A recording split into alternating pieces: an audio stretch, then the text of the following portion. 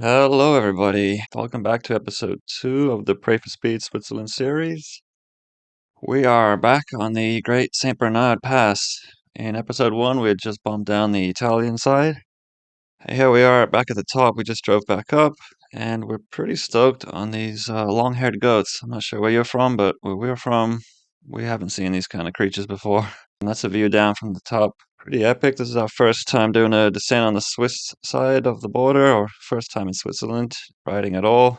And Taylor and I are wearing the double chest cams. Go through the stats here: 29 minutes, 46 seconds, so half an hour of riding, 5.7% gradient, not too steep. But it's kind of a descent of two parts. The top half is a fair bit steeper. 30 kilometers, yeah, long one. And average speed and max speed are almost identical to the Italian side, even though it's a completely different descent. It's a lot less technical, a lot wider, and straighter. A lot of fun too, especially this top section. All right, time to roll out here. This is Taylor's first time on the front. We're both wearing the white Pray for Speed kit. And that's a little glimpse of my wife Nina getting some cool B-roll footage of us rolling out. So this top half is not the half, it's the top section before the big tunnel is pretty narrow, and it's about 8-9% average on the gradient. And also a fair bit more bumpy than we were expecting for a Swiss road, but then you get into these other sections like this, which is super smooth and redone. I guess they're constantly rolling repairs on these roads. We're at a pretty high altitude, and these roads are closed for like 7-8 months of the year. There's so much snow up here, so I'm just kind of stoked that we have a road at all up here to ride on. Amazing views. This first hairpin with the little bit of water on the inside there, I really wanted to get a shot of Taylor carving through there, and I'd film him with the Super 8 with a bit of reflection going on, but just way too many things to do out here. You know, we're a small crew of 3. I'm kind of looking at weather maps, wind maps, deciding where to go each day, trying to get B-roll, trying to do the riding myself. And yeah, it's just a lot to manage. But definitely regret not getting that one. And yeah, coming into some more construction here. A little bit bumpy the whole way down until the tunnel. The Taylor's riding is super smooth. I'm trying to stay as close as possible, but it is quite tight and technical. Amazing views too. Not that we really had time to check them out right now. There's a lot going on.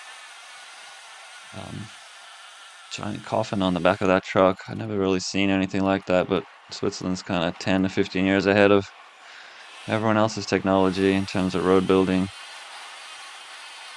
I'm looking down as well here, seeing what else is coming up. I'm shouting out there, car up. I mean, Taylor probably sees it. Oh. Yeah, big bump entering that corner while we are trying to scrub a lot of speed because we had to jump back on our side of the road due to the car coming up.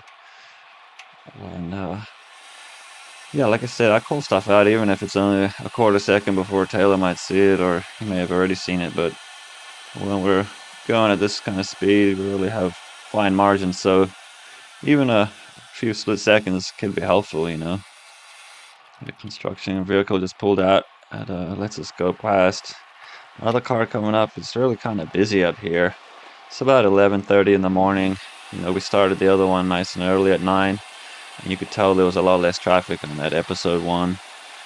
But we've only got a certain amount of days to film, so you keep filming. Not sure what that motorbike is doing right there, but we're not really too upset about things. You know, there's a lot going on in front of us ahead of what just happened. You can't really focus on what's going on. As you go past it, you got to focus on what's coming up. And we hadn't done this one either. Like I was saying in the first episode, we hadn't done any of these descents. This is all first time. So he's got his maps on. Cars are really timing themselves nicely. Yeah, I'm just complaining about the cars. Keep popping up at the worst moment in the middle of corners. Not like we expect to have an empty road for ourselves, or it's our personal racetrack, but you know, it's nice to notice these things, and when you do have a clean run, you like really appreciate it. So when you have cars in every corner, you're like, oh well, That wasn't the best run, but we can handle it, you know? Not a big issue. It's what we expect. And you can tell by my handlebars here, it's getting kind of bumpy. This is pretty rough for Switzerland standards anyway. And as the speed picks up and you're flying down, it gets a little more hairy in terms of like braking hard to come up to a corner when you're bumping around. While flicking from one side of the road to the other, you know, you got to think about that a little bit more because you don't have quite as much control. And look at that, another car in the hairpin. Ooh, two cars, three cars. And yeah, another three cars down there coming into the next hairpin. I'm really killing our line here, guys. But yeah, you can see through a lot of them, so easy to run wide, pick that speed back up. And this is one of the fastest sections of the whole ride of the day. Um, but again, pretty bumpy. I think we got up to like 80 plus K an hour here. And Taylor's sending it. But you can see how loose he is. He's got a really relaxed style on the bike, which is absolutely necessary at these speeds and when it's getting bumpy like this. You can't be stiff and start to get nervous and you stiffen up. And then your whole body's as stiff as the bike. And then you start bouncing around and your wheels are not on the ground half as much as they should be. So when you see guys look like they're kind of a little bit loose and the bike may be moving around underneath them, that's actually a good sign normally. It means they're relaxed and they're sticking to the tarmac as much as possible. Yeah, coming down here, 77, 80k an hour soon, I think. So at those speeds, you really want to start preparing for corners a little bit earlier. And if it's bumpy like this, you really got to take that into consideration. I'm coming up here thinking, I don't know, these corners are blind. There's got to be some cars coming up soon. I just had a weird feeling about it. So I was staying on my side of the road most of the time, not cutting too far across. And then a bunch of cars came up. I remember thinking at the time, though, like, there's going to be cars coming up. I don't know why I was thinking it, but whenever I do think something like that or feel something like that, I normally just go with it. And maybe I'm wrong. A lot of the times I am, but a lot of times I'm right. And better just to be safe than sorry when you have a feeling like that. So we're approaching this big tunnel now.